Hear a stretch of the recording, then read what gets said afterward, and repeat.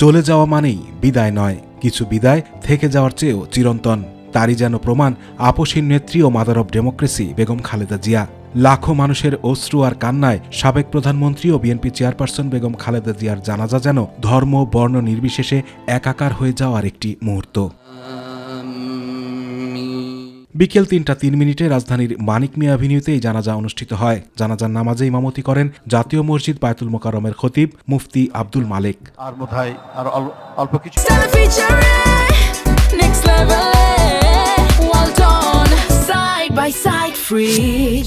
জানাজায় প্রধান উপদেষ্টা ড. মোহাম্মদ ইউনূস সহ উপদেষ্টা পরিষদের সদস্য, ৩ বাহিনীর প্রধান, বিভিন্ন রাজনৈতিক দলের নেতা, বিদেশি কূটনীতিক, বিশিষ্ট ব্যক্তিবর্গ এবং সর্বস্তরের লাখো লাখো সাধারণ মানুষ অংশগ্রহণ করেন।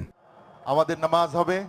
জানাজা শুরুর আগে প্রিয় নেত্রীর স্মৃতিচারণ করে বক্তব্য দেন বিএনপির শীর্ষ নেতারা। পরে খালেদা জিয়ার বড় ছেলে তারেক রহমান তার মায়ের জন্য সকলের কাছে দোয়া চান। ক্রমশ দলের প্রতিষ্ঠাতা স্ত্রী হয়েও দলের গঠনতন্ত্র সমুন্নত রেখেও তিনি দলের ভাইস চেয়ারপারসন, ভারপ্রাপ্ত চেয়ারপারসন, তারপর দলীয় কাউন্সিলে নির্বাচিত চেয়ারপারসনের দায়িত্ব গ্রহণ করেন। তার ৪৩ বছরের রাজনৈতিক জীবনের ৪১ বছরই তিনি দেশের অন্যতম প্রধান রাজনৈতিক দল বিএনপির শীর্ষ নেতা হিসাবে নেতৃত্ব দিয়েছেন, দলকে সুসংহত করেছেন, শক্তিশালী করেছেন। আমি আজকে এখানে উপস্থিত সকল ভাইয়েরা এবং বোনেরা যারা উপস্থিত আছেন,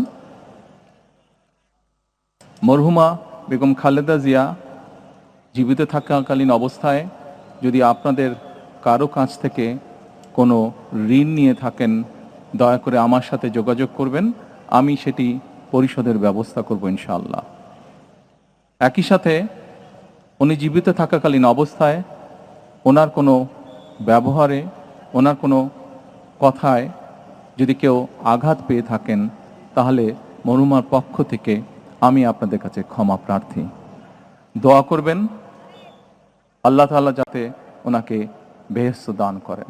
এদিন সকাল থেকেই প্রিয় নেত্রীকে শেষ বিদায় জানাতে রাজধানী সহ দেশের বিভিন্ন প্রান্ত থেকে আসা লাখো মানুষের ঢল নামে জানাজা স্থল ও আশেপাশের এলাকায়। মানিক মিয়া অ্যাভিনিউ ছাড়িয়ে জনস্রোত Khamarbari, Asad gate, farm gate, Mirpur এলাকা পর্যন্ত বিস্তৃত হয়।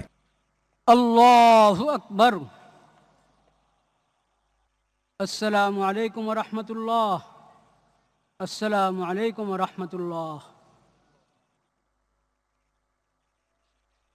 জানাজা শেষে যখন মরদেহবাহী গাড়িটি দাফনের উদ্দেশ্যে রওনা হয়, তখনও রাস্তার দুপাশে দাঁড়িয়ে থাকা হাজারো মানুষ দু হাত তুলে মুনাজাত করছেন। এই জানাজার মধ্য দিয়ে আনুষ্ঠানিক বিদায় সম্পন্ন হল বাংলাদেশের রাজনীতির একটি বর্ণিল ও দীর্ঘ অধ্যায়ের। আতিকুর রহমান তিতাস, মাই টিভি।